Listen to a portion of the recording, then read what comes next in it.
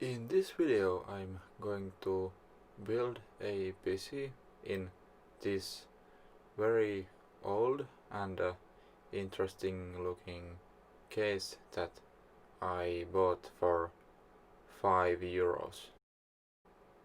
Inside the case was some very old AMD graphics card with a strange and interesting looking cooling solution.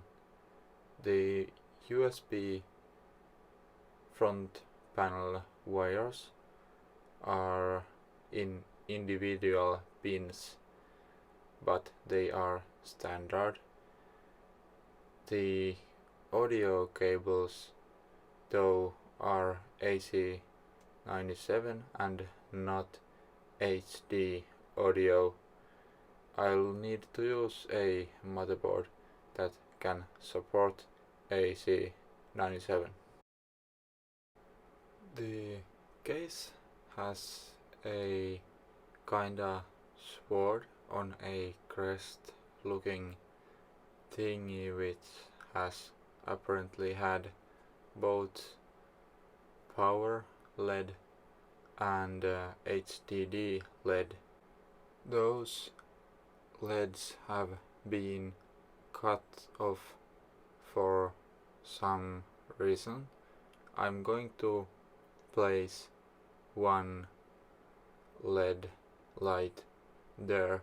I'm not going to place both lights because I will use the other lights in the case for power LED.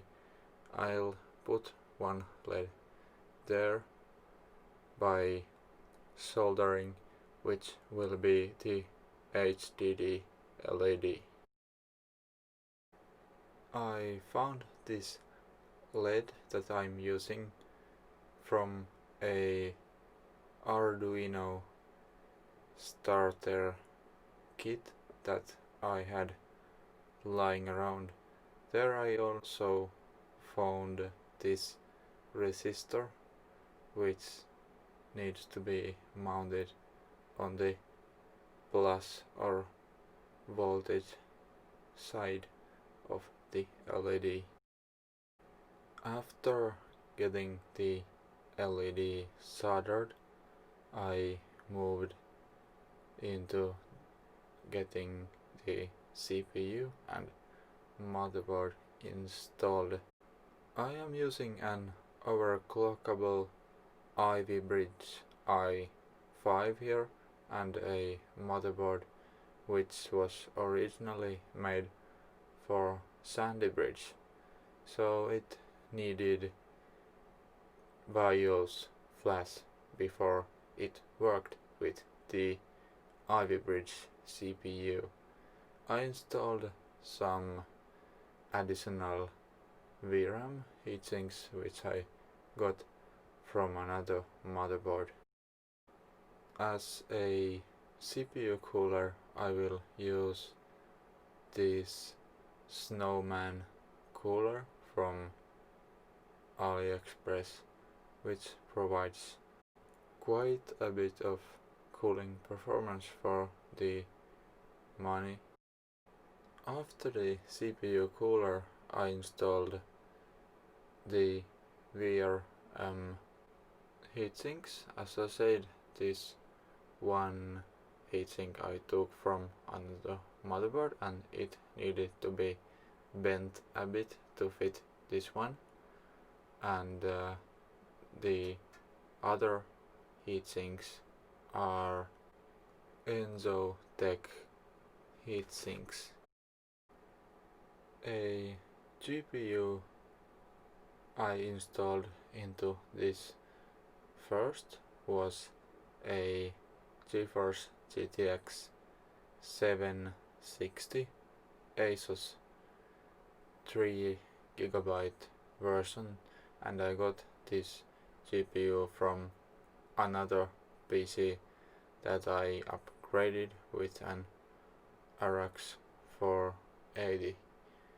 This GPU seems to have a rather small heatsink for a graphics card that requires two 6-pin connectors, which was a bit weird, and I later ended up changing this GPU for a RX 480 in this one too.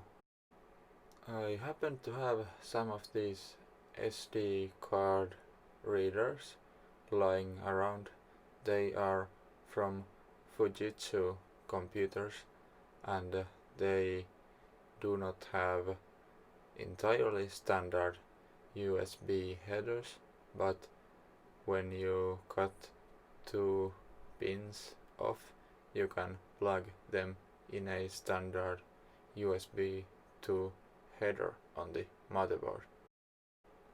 At this point I just cleaned the cables a bit, and then I installed the side panel fan.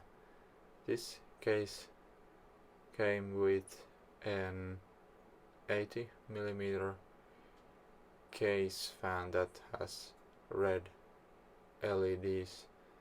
It was quite loud at first, but I switched its screws to rubber grommets, and that made some difference in the noise. I installed these eye LEDs as power LED, so they always stay on, and the upper LED is installed as HDD LED.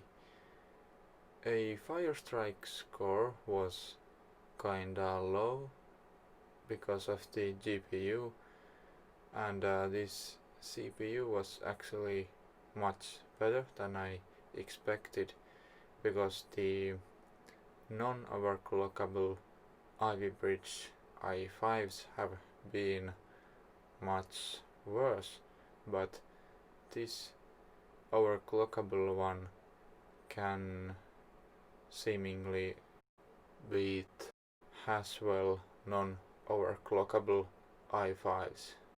CSGO and Fortnite run on competitive settings near 200 FPS, and Shadow of the Tomb Raider was well playable at medium at 70 FPS.